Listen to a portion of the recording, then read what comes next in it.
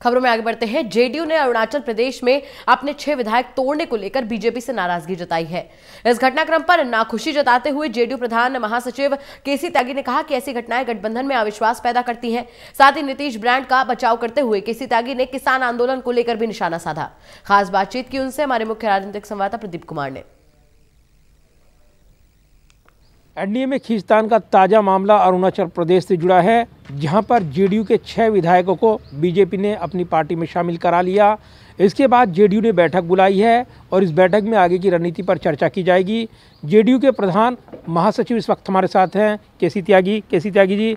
अरुणाचल प्रदेश में तो आपकी पार्टी के विधायकों को आपकी सहयोगी पार्टी बीजेपी ने तोड़ लिया।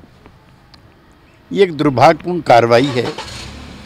हम एनडीए के एकमात्र संस्थापक सदस्य बचे हैं जो गठबंधन के साथ हैं। बिहार में हमारी सरकार है जो गठबंधन में चल रही है नीतीश जी के नेतृत्व में, और दिल्ली में हम हर प्रश्न पर एनडीए के साथ खड़े होते हैं। तो ऐसे में वहाँ पर पहले से ही भारतीय जनता पार्टी का बहुमत था और हमारे जो विधायक हैं वो भी रचनात्मक सहयोग में लगे हुए थे। लिहाजा ये कार्रवाई किस प्रयोजन के लिए की गई है ये हमारी समझ से बाहर है, लेकिन ये अनफ्रेंडली एक्ट है, इसकी कोई आवश्यकता नहीं थी। और गठबंधन की खूबसूरती के लिए, मजबूती के लिए ऐसे कार्यक्रमों से परहेज करना चाहिए।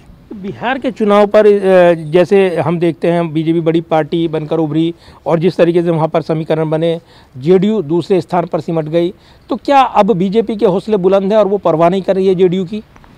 बीजेपी के हौसले बुलंद रहें, एनडीए मजबूत रहे, नीतीश कुमार जी के नेतृत्व में वहाँ विकास हो चौतरफा, इसमें किसी को कोई विवाद नहीं है। लेकिन भूलना नहीं चाहिए कि जो ब्रांड नीतीश है वो अभी भी कायम है, पिछले चुनाव में भी कायम था और आगे भी कायम है।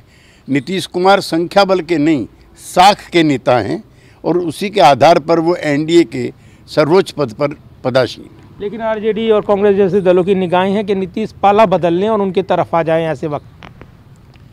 हमारे जो विरोधी मित्र हैं उनके सुझाव के लिए धन्यवाद।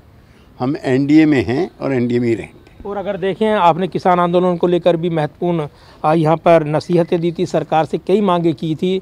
आज 1 महीना हो गया करीब करीब, उनको भी नहीं माना गया। नहीं, ये भ्रम और असमंजस की स्थिति को तोड़ने के लिए सरकार को पहल करनी चाहिए।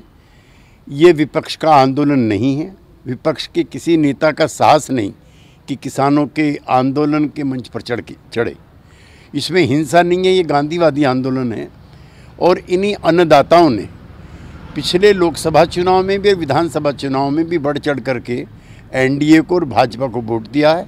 लिहाजा उनके साथ उसी संजीदगी से पेश आकर के उनकी समस्याओं का निदान करना। तो जो कार्यकारिणी की बैठक बुलाई गई है, तमाम मुद्दों पर चर्चा कर रहे हैं, तो बीजेपी के साथ संबंधों पर, ताज़ा रणनीति पर क्या चर्चा करने वाले हैं? मैं कह चुका हूँ, हम एनडीए में हैं, एनडीए का हिस्सा हैं, एनडीए में रहेंगे, लेकिन दोनों दलों को और सीमेंटिंग करने का प्रयास करना चाहिए। कोशिश की जाएगी। लेकिन यहाँ अप्रसन्नता जाहिर करते हुए अरुणाचल प्रदेश के घटनाक्रम पर जेडीयू सीधे तौर पर बीजेपी को नसीहत दे रही है। वहीं किसान आंदोलन पर भी यहाँ पर एक बार फिर सरकार से इसका गतिरोध तोड़ने की मांग की गई है। कैमरामैन सुरभीर सिंह के साथ प्रदीप कुमार, टोटल न्यूज़, दिल्ली।